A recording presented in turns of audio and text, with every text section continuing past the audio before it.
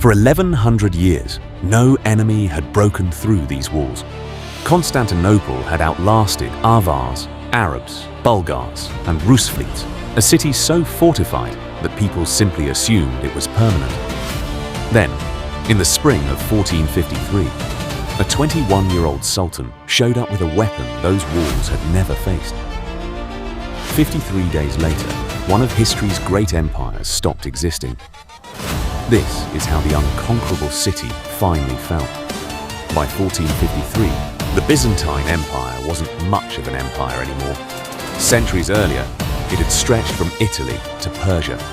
Now it was really just one city and a strip of land around it, ruled by Emperor Constantine the 11th Constantine, on a throne that traced back to the first one, 11 centuries before.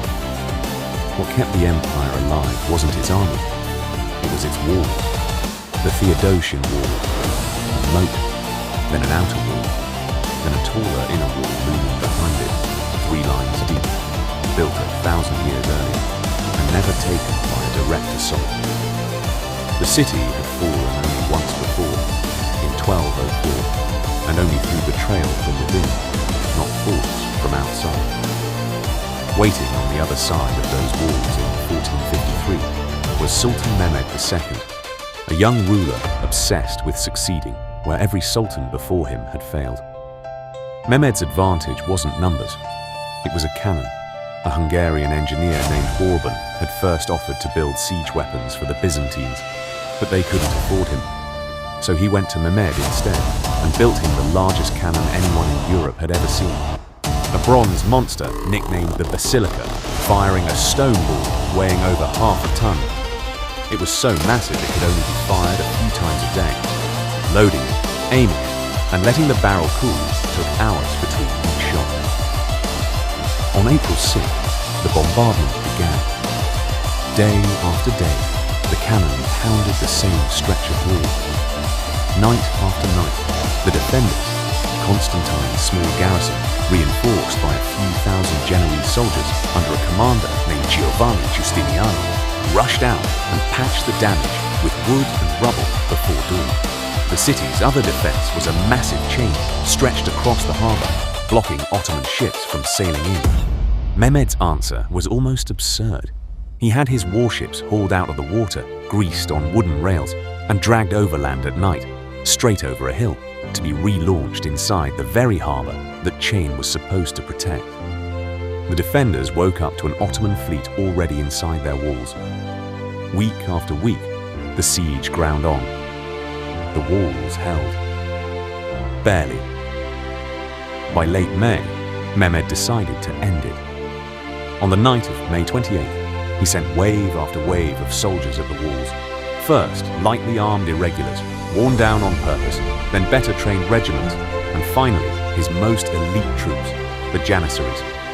The exhausted defenders held the line through wave after wave.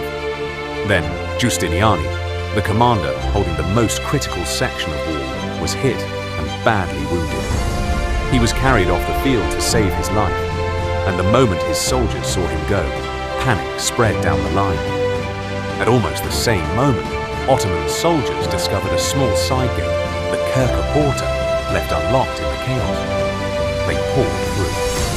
Emperor Constantine the 11th, seeing the walls breaking, reportedly tore off the purple and gold marking him as emperor so he wouldn't be captured and paraded as a trophy, and charged into the fighting alongside his soldiers. He was never seen again. His body was never confirmed.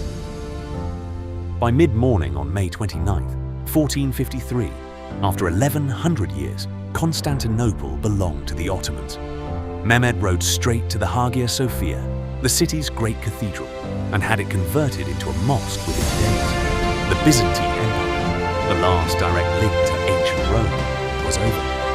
The effects reached far beyond the city. Greek scholars fled west ahead of the siege, and in its aftermath, many historians argue, carrying classical texts and knowledge that helped fuel the Renaissance already stirring in Italy. And with the Ottomans now controlling the overland trade routes to Asia, European kingdoms went looking for a way around them, by sea. Within decades, that search would send explorers down the African eventually across the Atlantic. It's why so many historians use 1453 as the line between the medieval world and the modern one. Not because everything changed overnight, but because the fall of one city ended up rerouting the future of an entire continent. A war that held for 1100 years, undone in 53 days by a cannon, a chain of ships dragged over a hill, and one unlocked gate. If you want the next turning point that reshaped the world, subscribe. There's another one every week.